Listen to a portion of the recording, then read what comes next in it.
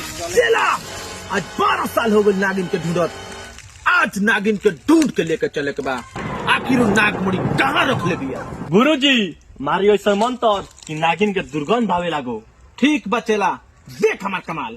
चल गुलु गुलु गुलु गुलु छू, कहाँ बड़ा सा नाग नागिन तहनी दुनू।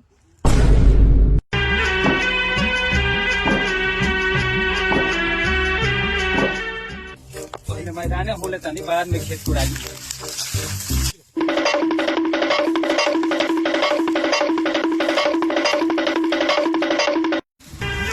मनी के नजदीक आ गए से गुरुजी, एनिए से सुगंध आवता। गुरुजी नागिन ठोक कर ले दिया, कुदूक के नागमणि उठा ली। लोक निरंजन मणि मिल गई। गुरुजी का मणि मिल रुको गई। जरा, सबर करो।